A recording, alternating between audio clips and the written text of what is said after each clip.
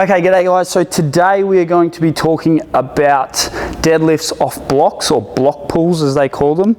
Really good choice when it comes to potentially progressively overloading, or if you don't have that hip mobility or flexibility through your back, or just struggling to get into position as a beginner. This is a really good starting point for those to be able to transfer into going from, say, a higher point of start or starting reference at lower point, and then effectively off the floor.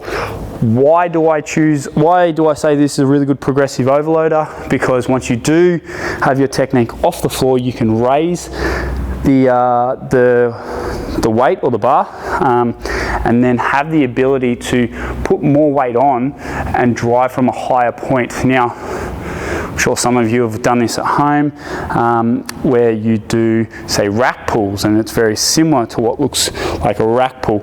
The reason why I would choose this exercise over a rack pull is because this exercise still makes you have to use leg drive. A lot of people with a rack pull will start the bar up around their shins, and it's all through their it's all a back pull. Now, let's think about the deadlift as well.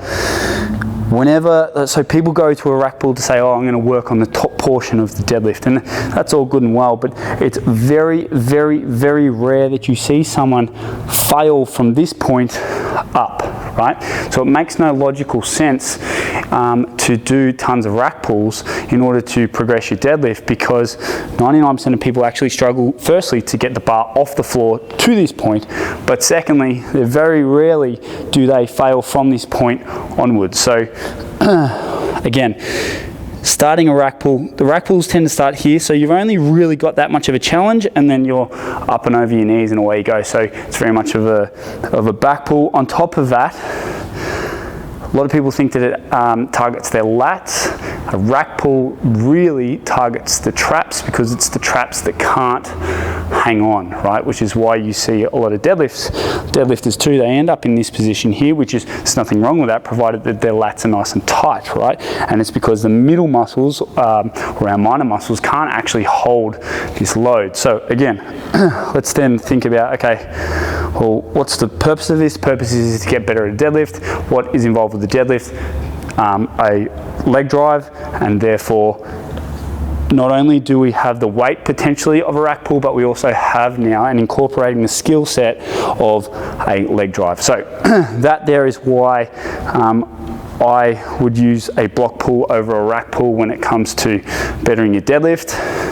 Top of that, obviously you can do a sumo stance and or a conventional stance. I don't know how wide your squat racks are, but potentially it might just impede your sumo stance depending on how wide you like to go. So that also limits the range in which, or your normal stance when it comes to a deadlift, right, or a rack pull.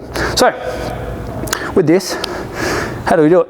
It's exactly the same as any other deadlift, or your particular deadlift, whether it be a sumo stance where you're out nice and wide, or it's a conventional stance when your feet are directly underneath your shoulders. You would go about performing this exercise exactly the same way as you would with the rest of the exact same way as your deadlift. So we'll quickly run through the conventional deadlift, then we'll quickly run through the sumo deadlift. If you need a more thorough educational film on that, then go and watch the films on sumos and on conventional deadlifts and how to go about those. But for now, we'll start with our sumo. What we're looking to do is create our 3 points of contact with our feet. Make sure that our foot is pointing at 45 degrees so that we are already starting to activate our hips. Remember, a sumo is a very good hip dominated exercise. 3 points of contact. Start up onto your heel, roll all the way up onto 1 and 2, and screw your feet in. Knees are going to go out like a scissor. Reach down, shoulder blades back and down, and you're going to drive through the ground like so. Bang. 1. Okay, for the conventional, it is exactly the same as you would set up with a conventional. You come in, create your 3 points of contact to the ground, screw your feet in, knees are going to go out to allow our body room to come into the space in this particular section. Our hands are going to grab on the outside of our knees to come down, shoulder blades back and down, big deep breath, and pretend that you're pushing the platform away. Big deep breath in, knees go out, bang, come through, snap, and away we go. Okay, so you can see how much of a leg drive that is still incorporated in this exercise, but we've lifted it up off the blocks. Now, height-wise, when it comes to the blocks, we're looking for roughly two 20-kilo bumper plates stacked on one another. Actually, I don't actually know if the 25 kilos is thicker. I don't know. However, obviously, you can adjust how high you want this up. Some people could start a lot higher. Some people might even just want to raise it just one plate. Again, it's your discretion. However, I would suggest 2 as a really good form, and then potentially say your max is the 25 kilo plates each side. You could start here, work on that, and then you could eliminate one plate, work at that height, and then take it all the way down to the floor, and then maybe even take it into a deficit where you raise your feet off the floor. Anyway, that today is the block pull. I hope you learned something.